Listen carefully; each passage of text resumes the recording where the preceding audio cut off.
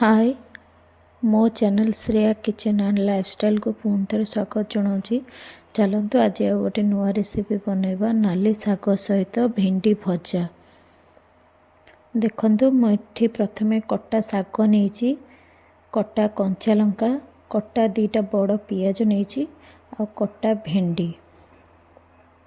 प्रथमे आम गैस रे कड़े बसैके गैस को ऑन करिबा।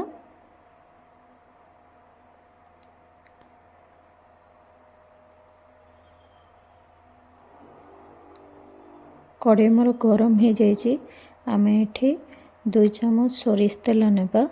सोरिष तेल नेले शागर टेस्ट बहुत भल लगे, जोटा कि भल बास्ना भी हुए। ये तेलटा को एपट सेपट करके गरम होला पर्यंत अपेक्षा करवा।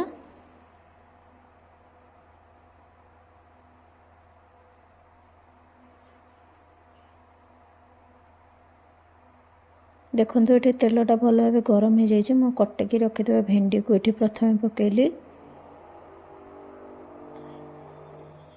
भेंडी को भल भाव एपट सेपट करके भाजवा। ये आपण मैंने लुण पकेबेनी, कहीं लुण पकेले भेंडी जो नाल अंशटा थाए सेटा बाहरी पड़े भल लगे शागरे। ताको एमती भलसे एपट सेपट करके भाजवा, ना भेंडी लगिज। देखो धीरे धीरे मोर भेंडी भाजी आसलानी। गोल्डन ब्राउन भेंडी भाजी गला परे देखो आम देखो ये गोल्डन कलर हो आसलानी भेंडी। या आम गोटे अलग जगह को बाहर करके रखीदबा।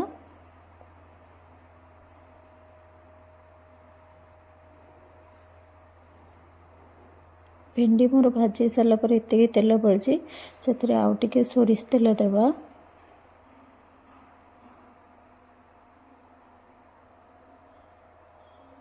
तेल गरम हो आसलानी। एथिरे आमे सोरिष पकेबा 1 चामच।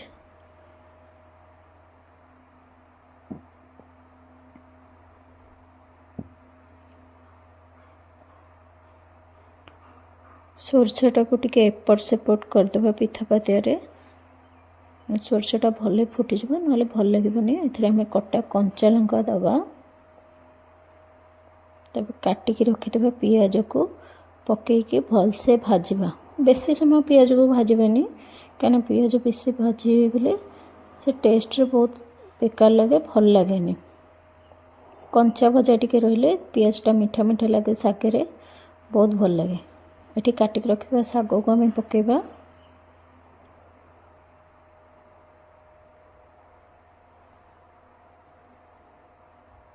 शाग को टिके एपट सेपट करदेबा, भलसे मिसई देबा।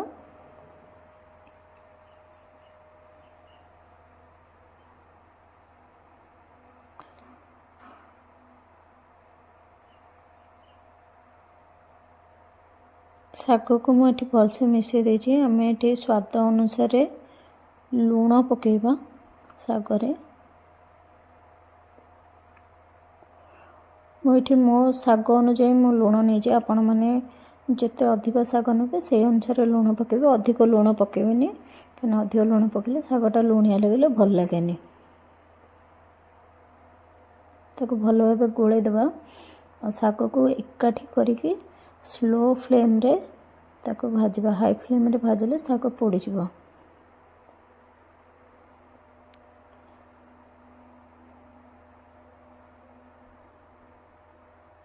देखो 2 सेकेंड पर केमती साइड रो पानी छाड़ी। मु शाग को भल भाव एपट सेपट करके आउ थे एकाठी करके ताको भाजुची।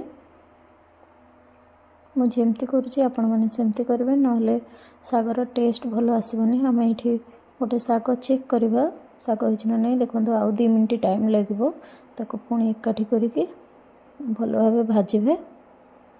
देखो आउ थे चेक कले मु शाग मोर हो जाइए। जस्ट एपट सेपट करके आम भाजिकी रखिथिबा जो भेंडी ये पकेबा और ताको हाई फ्लेम रे भल भाव भाजवा। भल भाव गोली दबा।